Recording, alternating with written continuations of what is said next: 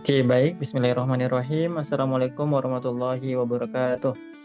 Waalaikumsalam warahmatullahi wabarakatuh. Oke, selamat malam semuanya. Perkenalkan, ini adik-adik atau teman-teman ya? Adik-adik Adik, Kak. adik-adik, adik-adik ya. Perkenalkan, adik-adik ada Rahmi, ada Afda, ada Fitri ya. Perkenalkan, nama saya Bayu Fernando, SPD MPD. Basic saya juga adalah sama dengan adik-adik sekalian, itu dari pendidikan. Kebetulan saya tuh S1 S2 di Pendidikan Biologi Universitas Riau.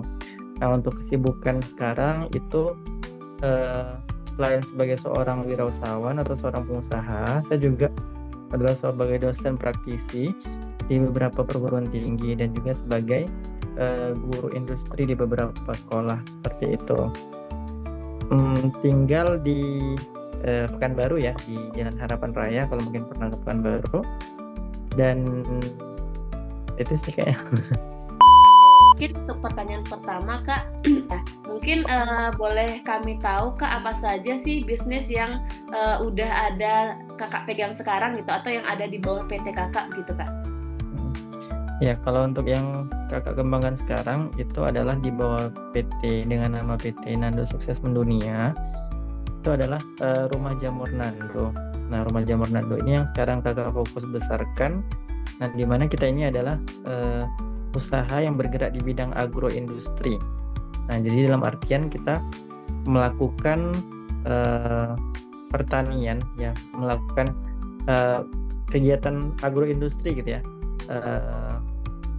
Spesifiknya ke pertanian jamur, tapi tidak terbatas hanya sekedar membudidayakan jamur, tetapi kita lebih ke pertanian yang sifatnya ini adalah hulu ke hilir gitu.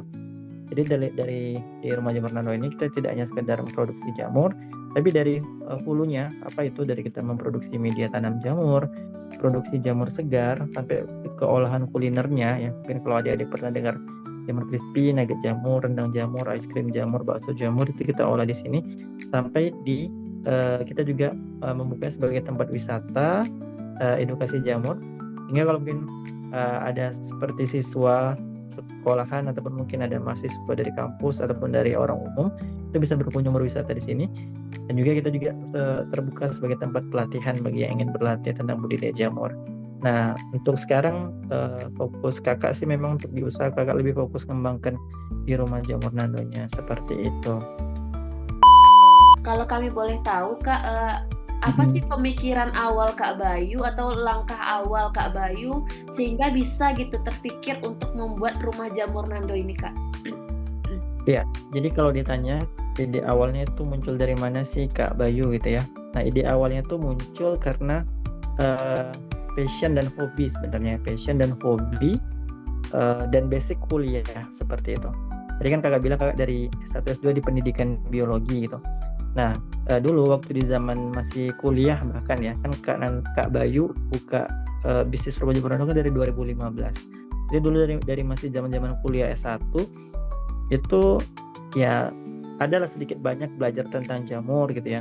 Nah, kemudian juga tertarik dengan jamur ini. Kemudian Kak Bayu juga melihat jamur ini termasuk yang punya prospek dan peluang bagus loh gitu ke depan untuk dikembangkan. Kayaknya di 2015 itu karena hobi basic kuliah juga iseng-iseng bikin Rumah Jamur Nando atau bikin tempat budidaya jamur dulu awal mulanya. Dulu belum jadi tempat wisata dalam ukuran yang sangat kecil. Kalau dulu Rahmi pernah main lewat di depan rumah kakak itu kan, nah itu sangat kecil. Kita mulai dari ukuran 3x4 dan di sebelah rumah. Ya mungkin awal mulanya kecil dan dimulai dari sebelah rumah gitu ya. Tapi mimpinya besar gitu ya. Mimpinya besar. Kita punya moto jamur mendunia gitu. Ya bagaimana produk jamur ini bisa dikenal oleh orang banyak ketika dia datang ke Rumah Jamur Nando. Dan sedikit sharing ya. Dulu Kak Bayu itu sebenarnya tidak ada kurang berminat dulu masuk ke pendidikan biologi gitu. Lalu kalau mungkin Ryan tahu ceritanya kan Ryan kan juga junior kakak di SMA 1 ya, SMA 1 bukan baru. Dulu tuh tamat SMA tuh berpikiran hanya ingin masuk di jurusan kedokteran. kakak dulu berpikir, mohon maaf ya, satu-satunya jalan sukses hanya menjadi dokter, dokter, dokter, dan dokter, gitu ya. Nah, dulu jadi makanya ketika tamat dari SMA, nembaknya juga nggak tanggung-tanggung itu kedokteran, bukan di Riau, nembak kedokteran UI, dan alhamdulillah gagal, belum berhasil, gitu ya. Tapi nggak apa-apa karena tadi belum berhasil di jurusan kedokteran ya, dengan sekian panjang cerita, ternyata Allah mentakdirkan ya di Pekanbaru ya, di UNRI gitu, di jurusan pendidikan biologi. Ternyata hikmahnya apa ya, tercetuslah ide menciptakan Rumah Jamur Nando. Tapi kalau mungkin hari ini Kak Bayu, ini namanya Rumah Jamur Nando karena nama kakak itu Bayu Fernando ya, bisa dipanggil Bayu atau Nando gitu ya. Nah, mungkin kalau hari ini kakak di jurusan kedokteran gitu, mungkin kakak nggak akan kepikiran nih bikin Rumah Jamur Nando, mungkin bikin yang lain, jual beli apa gitu ya, jual beli organ gitu ya. Ya kayak gitu sih awal mula tercetusnya ide Rumah Jamur Nando. Ada nggak tantangan atau hambatan yang selama ini menurut kakak yang paling besar begitu, yang pernah kakak rasakan selama mengembangkan bisnis Rumah Jamur Nando ini, Kak? Nah, bagus nih pertanyaannya ya. Bagus nih pertanyaannya. Nah, karena kenapa? Kadang orang hari ini kalau lihat seorang yang bagus nih, sukses usaha, dia cuma fokus lihat hasilnya gitu. Dia nggak tanya prosesnya gimana. Padahal yang penting itu apa prosesnya gitu kan. Nah, kami kan nanya nih, apa sih Kak Bayu, Kak Nando tantangannya? Ya dulu kita pernah ya mengalami tantangan berupa ketika di awal. Ya, ketika awal memulai, kan kita masih pemula itu. Kita pernah mengalami tantangan ketika kita membuat media tanam jamur gitu ya, tahu ya media tanam jamur atau backlog jamur.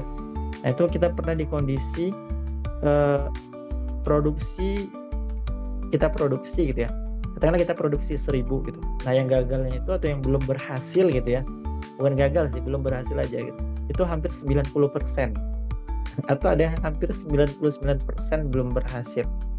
Ya, bayangkan coba kita produksi udah keluar tenaga, udah keluar waktu, keluar biaya. Nah, dari yang diproduksi katakanlah mungkin 1000 gitu ya. Oh, ternyata gagal hampir 900-an. Pernah di posisi seperti itu. Kemudian juga pernah di posisi udah berhasil nih mengembangkan media tanamnya, udah dapat campuran yang oke, takaran yang oke gitu. Udah berhasil tumbuh, jamur segarnya udah keluar gitu, udah bisa dipanen. Terus apalagi tantangannya? Bingung memasarkan kemana, karena kan dulu kan waktu masih pemula atau newbie, belum terlalu, yang penting produksi dulu gitu, pemasarannya ntar aja gitu. Pernah di fase jamurnya udah banyak tapi bingung pasarin kemana gitu ya, pasarin kemana, karena dulu kan masih pemula kan, juga belum banyak relasi, belum banyak kenalan. Alhasil yaitu jamurnya tuh karena memang banjir dan banyak ya, kita bagi-bagi ke tetangga, niat sedekah sekaligus promosi gitu ya, dan juga kita konsumsi sendiri, bahkan sampai setiap hari itu menu kita jamur terus, itu pernah gitu ya. Nah itu di kondisi seperti itu pernah, tapi dan juga ada masa-masa cukup masa-masa tidak mudah ya, seperti misalnya ketika pandemi kemarin COVID, yang notabene kita juga tempat wisata, itu kan orang berubah paradigma ya, atau berubah habits dari yang awal mulanya kesana kesini warawiri itu kan, ketika COVID kan orang lebih cenderung di rumah aja gitu. Nah itu kita juga dulu pernah mengalami itu, sehingga tempat wisata kita yang biasanya cukup ramai gitu, ketika COVID itu turun gitu. Saya turun animo masyarakat karena orang di rumah aja. Tapi kita nggak habis tidak mau menyalahkan keadaan, tapi kita coba berusaha mencari solusi dan beradaptasi dengan keadaan. Nah, dan terpikir juga kita mengembangkan wisata virtual. Ya, seperti inilah yang kita lakukan. Jadi orang bisa tetap berwisata, tapi cukup di rumah aja. Nah, nanti yang memandu itu ada tour guide kita yang kayak dia nge-vlog gitu di lokasi gitu. Ya, jadi kalau dibilang tantangan, ya alhamdulillah ada gitu ya. Kita pernah rugi sampai belasan juta, puluhan juta itu juga pernah ya. Tapi ya yang terpenting adalah ketika menghadapi tantangan, ya dia jangan pernah berhenti. Istirahat boleh, berhenti jangan. Nah itu sih kayaknya. Oke, sebelumnya Kak Bayu perkenalkan, saya Fitria. Mungkin Fitria tertarik tentang strategi pemasaran dari yang Kak Bayu lakukan selama menjalankan bisnisnya, gimana Kak, agar konsumen itu dapat tertarik di rumah produksi jamur yang kakak kembangkan tadi itu Kak. Mungkin ada strategi yang kakak lakukan selama ini agar menarik konsumen? Ya. Nah, jadi kalau dibilang strategi ya, kalau secara umum kan strateginya kalau di zaman sekarang boleh kita bilang ya ada yang via offline dan juga via online gitu ya. Nah, pertama kalau untuk strategi yang kalau offline yang pasti yang kita tekankan apa? Ya kita memang tetap promosi di berbagai macam event-event yang relate dengan usaha kita gitu. Misalnya apa? Oh, ada event nih di sekolah atau di kampus yang itu relate sama kegiatan yang sifatnya ada hubungan dengan jamur gitu ya. Entah mungkin ada bazar wirausaha atau mungkin bazar biologi atau apa gitu namanya.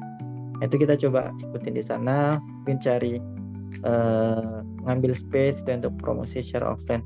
Kemudian secara online yaitu kita memasifkan promosi di berbagai macam lini media sosial yang ada sekarang, mulai dari Google Business, Facebook Business, Instagram, TikTok ya, YouTube dan lain-lain, dan juga di marketplace gitu. Kenapa? Karena hari ini kita nggak bisa pungkiri kalau kita mau bisnis kita mau sustain, mau stabil gitu ya, dan tetap bertahan ya memang harus kita melek dengan digitalisasi gitu ya. Nah, makanya walaupun mungkin orang taunya bisnis pertanian itu cenderung bisnis konvensional, tapi ketika kita membuat dia go digital, nah ini orang akan lebih mudah mengaksesnya gitu ya. Termasuk hari ini ya, karena orang apa-apa sekarang itu dia pasti sedikit-sedikit ya cek Google gitu ya, sedikit-sedikit cek YouTube gitu ya. Adik boleh buktikan kalau adik search coba jamur Pekanbaru, nah itu biasa kita muncul di rating paling atas ya, pencarian paling atas. Nah itulah bukti bahwa digitalisasi itu perlu gitu ya. Nah, adapun strateginya gimana sih Kak Bayu ya biar bisa ketemu dengan konsumen ya, dapat konsumen dan kalau bisa jadi pelanggan gitu ya. Yang pertama adalah tentu kita selain promosi kita juga memberikan edukasi kepada pasar ya. Kita kan melakukan riset pasar nih ya. Jadi kita melakukan promosi itu atau pemasaran itu nggak boleh ujuk-ujuk ya, maksudnya oh kita blast sana sini promosi, enggak. Kita harus tahu siapa target market kita ya, target market kita siapa. Oh misalnya nih Rumah Jamur Anda punya segmen wisata edukasi, siapa sih kira-kira target marketnya gitu ya. Apakah ini adalah nenek-nenek jompo umur 70 sampai 80? Enggak gitu ya. Apakah mungkin anak-anak bayi gitu kan? Mungkin enggak gitu ya. Kita harus tahu oh ternyata target market kita adalah apa. Oh anak-anak yang masih anak-anak, mungkin masih usia anak-anak, remaja gitu ya, dan orang dewasa, dan mungkin yang cenderung itu lebih banyak adalah yang masih bersekolah atau berkuliah. Kenapa? Karena kan segmennya wisata edukasi gitu. Nah, oh berarti target kita mana nih? Oh sekolah. Termasuk mungkin adik-adik para cikgu ya. Nah, itu juga target market kita sebenarnya kan. Mungkin ada di kurikulum yang di biologi kan, mungkin sekarang di IPAS gitu ya. Nah, ada mungkin di P5 gitu. Nah, itu adalah sebenarnya target market kita juga.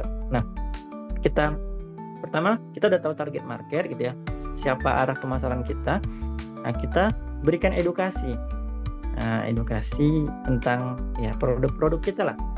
Ini apa wisata, kita ngangkat wisata, apa sih wisata edukasi ini nanti yang akan diberikan, yang mereka akan dapatkan kalau mereka berwisata di sini itu. Nah, intinya kita berikan edukasi. Atau mungkin dari segmen penjualan jamur segarnya, mungkin ada orang yang dia itu tidak makan jamur karena bukan tidak suka, tapi karena belum tahu manfaat si jamur ini apa gitu. Nah, itulah tugas kita melalui media sosial. Tadi kan kita buat berbagai macam konten, foto, video dan segala macam. Kita edukasi pasar, ya. Karena bisa jadi orang tuh awal mulanya nggak tahu, tapi setelah dia tahu, dia bisa jadi suka gitu, ya. Nah, jadi setelah mereka tahu, suka dan order jadi konsumen gitu ya. Nah, selanjutnya ini selalu kakak kan kepada para pebisnis pemula, kita boleh fokus untuk mencari konsumen baru gitu, tapi kita juga harus merawat pelanggan lama ya, karena nggak bisa kita pungkiri pelanggan itu adalah raja gitu ya. Ya, pembeli adalah raja ya, kalau pelanggan itu adalah sultan ya. Jadi kita harus merawat misalnya nih Fitria ya gitu ya, udah punya konsumen produknya gitu. Nah, kemudian Fitria mau dong. Nah, kakak mau nanya nih, kalau kalian punya produk atau jasa, kira-kira produk kalian ini mau dibeli sekali pertama dan terakhir kalinya atau berketerusan? Berketerusan. berketerusan Kak. Ya, kan repeat order kan, maksudnya dia jadi pelanggan gitu ya. Nah itu makanya kalau kita udah punya konsumen, terus kita mau dia beli jadi pelanggan setia kita gitu kan, order terus, memang harus kita rawat. Nah itulah strategi mungkin dengan bisa kita paling nggak apa ya, kita berikan pelayanan yang ramah gitu kan. Gimana Kak produk kami ada kendala atau ada ini, intinya kita perhatikan lah gitu ya. Kenapa? Karena terkadang konsumen itu dia bukan terkadang, ini menurut sebuah riset, orang itu biasanya membeli sesuatu 80% faktor penentunya itu karena emosional ya, terlepas dari produk kita bagus atau enggak gitu ya. Terkadang 80% itu cenderung emosional. Contoh misalnya gini, adik-adik berbelanja di suatu toko A gitu ya, mungkin tokonya barangnya murah gitu, cuma pelayanannya agak jutek gitu kan. Misalnya nih Kak Rahmi, Kak Rahmi nanya, Mbak ada jual barang ini nggak ada gitu. Dia jutek gitu kan, ngeselin pula mukanya, nggak ada senyum gitu kan, kayak apa gitu kan. Nah jadi kita mungkin walaupun harganya murah, karena dia pelayanan kayak gitu ya, emosional kan kita kan kena tuh, nggak enak lah di situ, nggak ramah gitu kan. Tapi ketika mungkin ada toko sebelah yang mungkin dia pelayanannya itu ramah ya, tokonya bersih, bercahaya gitu kan, mungkin agak mahal sedikit produknya gitu, tapi ketika kita masuk kita seperti dilayani gitu, ada yang bisa dibantu kakak, ini poinnya ramah lah ya, kena emosional kita kan. Nah itu kita rajin belanja di situ. Nah gitu. Nah, jadi balik lagi tadi ke pelanggan gitu ya, jadi pelanggan itu harus kita rawat ya, harus kita rawat dalam artian kita menjaga hubungan baik dengan pelanggan. Nah itu dengan kita mungkin mendengar keluh kesah dia kan yang terkait produk atau jasa kita, juga kita menawarkan benefit-benefit, misalnya oh ini nih bagi pelanggan kita yang udah mungkin berlangganan sekian tahun ya, atau udah mungkin punya member card di kita gitu ya, atau yang mungkin dia udah ngambil berapa kali, nah kita berikan benefit apa, oh dapat bonus atau dapat diskon gitu ya, atau dapat apa gratis gitu ya. Misalnya yang sederhana nih, kayak ada orang di cucian mobil, oh 5 kali nyuci mobil gratis 1 gitu, atau contoh-contoh yang lain ya gitu ya. Jadi ini ya, selain kita fokus mencari konsumen baru, pelanggan lama itu juga harus kita rawat ya. Itu sih kayaknya. Bagaimana sih cara Kak Bayu untuk mengelola waktu dan menyeimbangkan antara pekerjaan pribadi Kak Bayu sebagai, kan tadi juga ada pekerjaan lain dari Kak Bayu selain bisnis, dengan kehidupan bisnis dari Kak Bayu ini. Ya, jadi gimana cara Kak Bayu menyeimbangkan waktunya gitu Kak? Berarti kayak work life balance gitu ya. Oke. Nah kalau dari sepribadi itu, kalau untuk menyeimbangkannya kan kita lihat dulu nih dari pertama, kalau kita muslim gitu ya, kita muslim kan, semua muslim ya, kita kan bagi waktu nih, kan ada hak untuk diri, hak untuk keluarga, sama hak untuk mungkin masyarakat atau yang di luar keluarga kita lah gitu kan ya.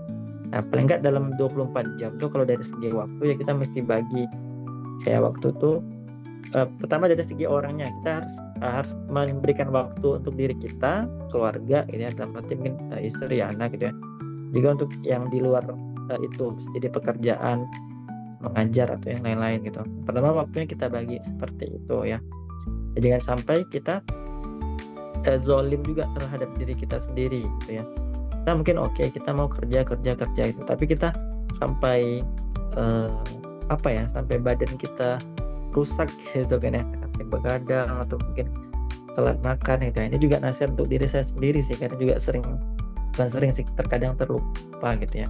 Nah pertama harus kita bagi waktunya ya, bagi waktunya untuk diri sendiri, keluarga, dan mungkin pekerjaan seperti itu. Kemudian juga dalam antara mungkin ada bisnis, ada kepentingan pribadi gitu ya, ya kita buat juga skala prioritasnya gitu. Pertama, prioritas itu bisa kita atur mungkin berdasarkan waktu, kemana sih yang ini mungkin deadline-nya dalam beberapa hari lagi harus diselesaikan gitu, selesaikan itu dulu gitu. Terus selain dari waktu, mungkin bisa juga dilihat dari prioritas kepentingannya gitu, urgensinya gitu.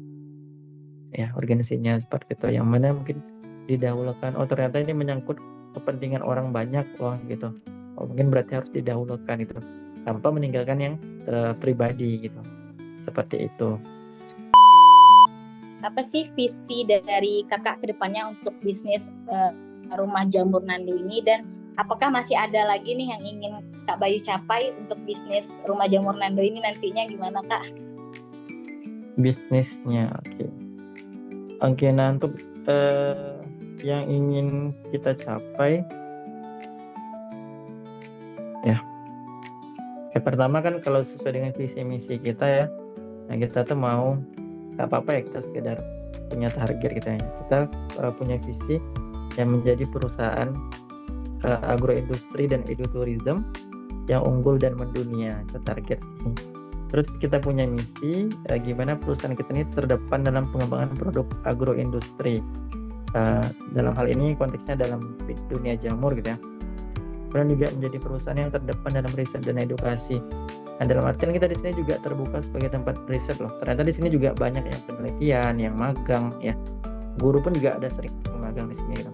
Dan kemudian kita juga punya misi itu menjadi perusahaan yang mempunyai kebermanfaatan pada bidang sosial, ekonomi dan lingkungan.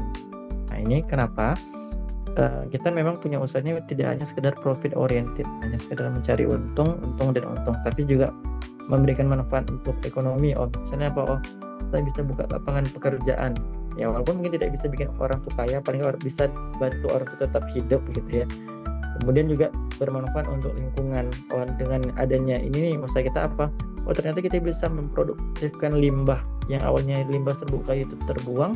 Dengan adanya rumah jamur Nando ternyata bisa digunakan menjadi suatu hal yang bermanfaat gitu, menjadi media tanam jamur gitu. Dan juga dalam bidang sosial gitu ya. Dan mungkin untuk yang ingin dicapai ke depan ya harapannya ya, kalau untuk pemasaran sesuai dengan semangat kita jamur mendunia gitu ya, kita punya harapan ke depan di mana jamur ini bisa go ekspor ya, tembus ke keluar Indonesia gitu ya, go ekspor, atau juga bisa orang yang ada dari luar negeri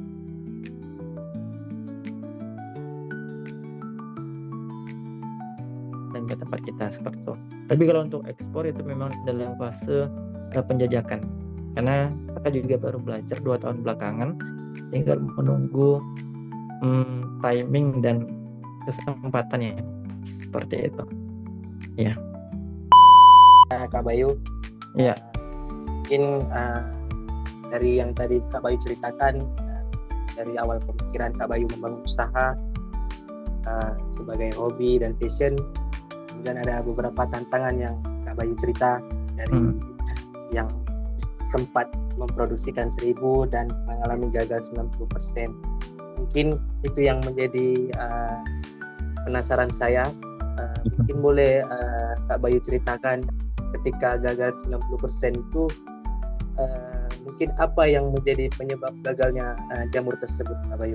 Mungkin kemudian bagaimana Kak Bayu untuk mengatasi itu, meminimalisirkan kegagalan 90% tadi itu? Oke. Itu kira-kira. Ya, terima kasih Ahda. Panggilannya Ahda ya? Ahda. Iya benar Kak Bayu. Oke. Nah, jadi yang kenapa dulu bisa pernah belum berhasil ya, saya bilang bukan gagal sih, cuma belum berhasil aja gitu. Itu karena kita ada seperti, pertama dari segi komposisi campuran bahan itu pernah takarannya kurang pas. Bahkan hanya karena misalnya kita punya kandungan atau komposisi air itu katakanlah mungkin 40-50% gitu ya. Ya ternyata dikasih itu banyak gitu. Sampai berapa, mungkin hampir 80% atau 90% gitu. Nah ternyata karena komposisi air yang kurang pas gitu ya. Nah ini bisa bikin media ini cepat membusuk gitu. Jadi tidak berhasil tumbuh jamurnya. Itu komposisi. Terus dari segi proses, kan kalau jamur ini kan medianya butuh disterilisasi dengan dikukus. Nah ada di fase tertentu dahulu ini juga ada kelalaian dari beberapa karyawan yang tidak menerapkan SOP. Jadi ada media itu tidak terkukus dengan baik, jadi dia tidak steril medianya. Nah, jadi karena tidak steril, ketika kita masukkan spora atau bibit jamur, yang tumbuh itu bukan jamur tiram atau jamur-jamur yang konsumsi, malah jamur-jamur aneh yang tidak kita harapkan. Ya, nah seperti itu. Ya gimana kalau sudah terlanjur seperti itu, 90% yang belum berhasil, ya Kak Bayu tidak mungkin menyalahkan keadaan gitu. Nah, jadi yang terpenting adalah setelah ketidakberhasilan tadi adalah kita bisa mengambil pelajaran ataupun mencari solusinya. Nah, solusinya apa ya Kak Bayu?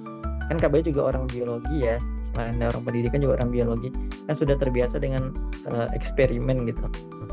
Ya Kak Bayu coba ngeriset lagi, eksperimen lagi, sampai berapa kali percobaan, berpuluh-puluh kali percobaan, sampai ketemu resep yang pas gitu ya, sama ketemu alur ataupun ya pola yang pas seperti itu ya. Nah setelah ketemu, tapi Kak Bayu karena tadi pernah coba 90% tidak berhasil gitu ya. Nah tapi ketika riset Kak Bayu belajar, jangan langsung kita ini terlalu tergesa-gesa gitu. Ini coba dulu dalam skala yang lebih kecil, kita riset ya, biarlah beberapa kali gitu ya, sampai ketemu yang pas. Ternyata ada ini yang oke nih formulanya gitu. Nah baru diproduksi secara massal atau secara besar-besaran seperti itu.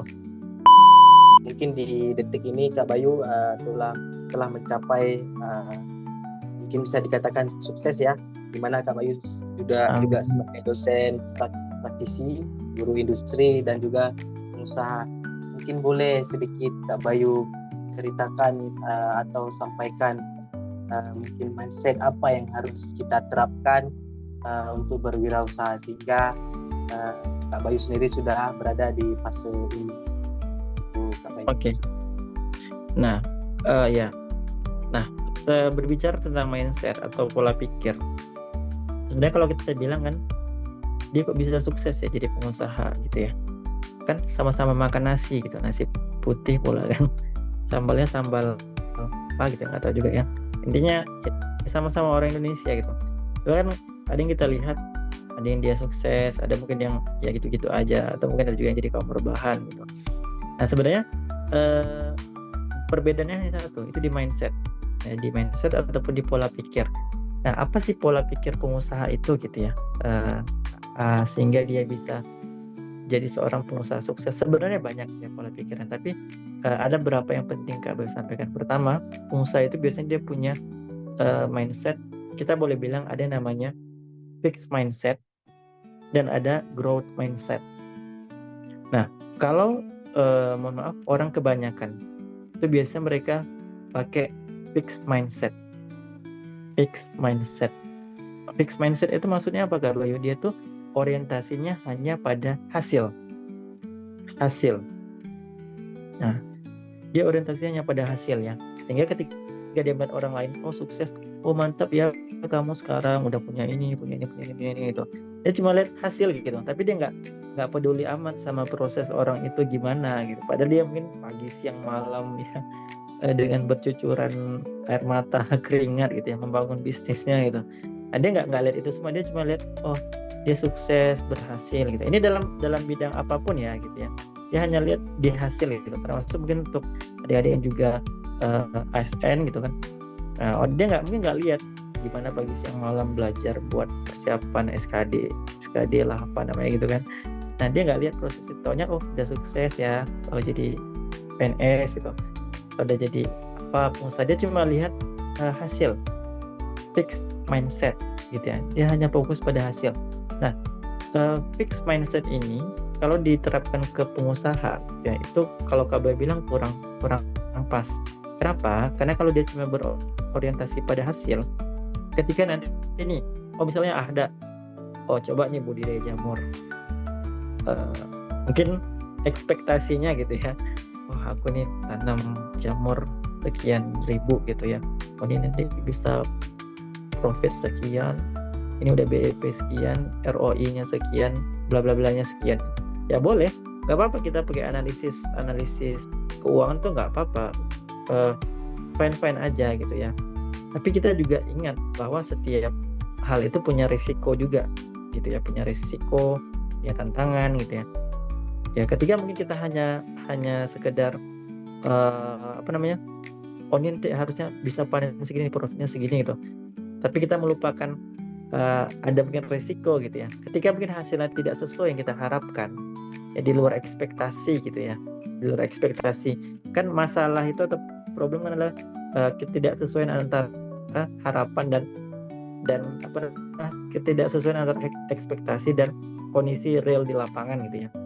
Nah, jadi ketika dia tidak sesuai dengan yang diharapkan, kalau dia punya fixed mindset, cuma orientasinya hasil, aduh, gagal aku nih, kayaknya aku nggak cocok nih jadi pengusaha, gitu ya. Kayaknya aku ini nih, kayaknya aku ini nih, gitu. Ya, jadi apa? Ya, alhasil karena dia pikiran ini menentukan ini kita ya, menentukan tindakan dan perasaan juga ya. Jadi kalau kita pikirnya udah ini udah nggak berhasil nih, orientasinya cuma hasil, aku kayaknya gagal nih. Ya memang betul jadi gagal ujungnya gitu.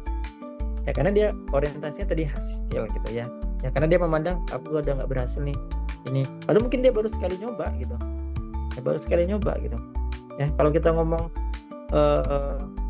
orang di luar sana mungkin dia berkali-kali dia nyoba. Jadi kalau dia fix mindset hanya orientasi hasil, dia khawatirnya nanti dia ketika dihadapkan dengan suatu masalah dia akan putar balik ke belakang gitu ya. Tapi kalau mindsetnya pengusaha itu gimana? Nah, biasanya mereka itu punya mindset growth mindset yang dia itu bertumbuh ya. Jadi mindsetnya itu orientasinya bukan hanya hasil tapi juga pada proses ya. Ternyata kalau kita mau mendapatkan hasil yang baik ya kita butuh berproses. Nah, balik lagi ke ini tadi, ke growth mindset. Jadi apapun itu ya dalam berusaha kita harus punya growth mindset, karena ketika kita punya mental untuk selalu menikmati proses, selalu bertumbuh gitu, apapun tantangan yang kita hadapi itu kita nggak akan mudah untuk menyerah ya. Masalah itu ada 1000, kita punya 1001 nih solusinya gitu ya. Ini ada tantangan lagi, nanti ada lagi solusinya gitu ya. Nah, dan juga itu ya growth mindset. Dan kemudian mindset yang lain juga yang perlu diterapkan ya. Biasanya pengusaha itu dia punya mindset selalu menjadi pembelajar yang baik. Nggak pengusaha aja sih. Biasa kalau orang yang sukses dia punya mental pembelajar yang baik gitu ya. Ini kalau di sekolah ada namanya guru pembelajar kali gitu ya. Nah ini sebenarnya bagus juga diterapkan. Nah biasa pengusaha yang baik, yang sukses itu kebanyakan mereka rajin belajar. Dalam artian mereka rajin mengupgrade diri, entah itu lewat membaca, atau mungkin lewat konsultasi dengan mentornya, ataupun mungkin mengikuti pelatihan gitu. Intinya mereka selalu mau mengupgrade diri dengan belajar. Ya kenapa? Karena ketika kita sudah merasa pintar gitu ya, aku udah pintar nih, kita malas untuk mencari sesuatu hal yang baru atau belajar lagi. Makanya tetaplah merasa seperti kita ini masih kurang ilmu gitu, haus ilmu gitu. Jadi kita mau terus belajar sama siapapun, sekalipun mungkin di bawah kita, gitu ya. Jadi biasanya mindset yang kedua, mereka pengusaha itu biasanya cenderung untuk selalu belajar dan mengupgrade diri. Seperti itu sih mindset. Dan mindset yang lain mungkin jeli melihat peluang. Ya, pengusaha itu dia bisa melihat sesuatu hal itu dari berbagai titik. Ya, misalnya nih, Kak Bayu melihat sebuah jamur. Nah, jamur itu Kak Bayu lihat bukan hanya sekedar jamur segarnya saja, tapi ternyata jamur ini bisa diolah jadi olahan kuliner. Menghasilkan potensi cuan. Jamur ini bisa diolah, bisa dibikin sebagai sarana edukasi atau sarana wisata. Jadi potensi cuan lagi. Jamur ini bisa dijadikan sebagai apa nih? Untuk pelatihan, potensi cuan lagi. Ternyata limbahnya pun bisa dimanfaatkan. Nah, sedetail itulah biasa seorang pengusaha melihat sesuatu hal, jeli melihat peluang. Ini contohnya di jamur ya. Kalau di yang lain-lain mungkin banyak gitu. Kalau dilihat mangga, ternyata mangga ini, kalau mungkin pedagang mungkin dia hanya lihat mangga ini diambil di sini, dijual di sini, dapat untung sekian. Tapi ketika pengusaha, dia akan lihat mangga ini gimana sih agar punya nilai jual lebih. Dia mungkin olah jadi smoothies, olah jadi jus, olah jadi apa gitu ya. Nah, seperti itu. Itu sih mungkin ada 3 mindset. Pertama, biasanya pengusaha itu punya mindset growth mindset bertumbuh dan menikmati proses. kedua dia punya mindset selalu ingin belajar, kemudian juga punya mindset jeli melihat peluang. Nah itu sih kayak. Ya baik, terima kasih Kak Bayu yang sudah menyempatkan malam ini waktunya untuk berwawancara sama kami. Tapi rasanya ini seperti nggak wawancara Kak, kami banyak dapat ilmu baru, dapat pemikiran-pemikiran baru, bahkan membuat kami mungkin pribadi kami sendiri itu jadi lebih semangat lagi dalam melaksanakan perkuliahan kami begitu Kak. Mungkin nggak banyak yang bisa kami sampaikan, kami cuma bisa mengucapkan terima kasih, dan mungkin kami juga bisa cuma bisa mendoakan semoga apa yang sedang Kak Bayu usahakan bisa menjadi lebih sukses dan visi misi yang udah ada tadi bisa tercapai semuanya, amin.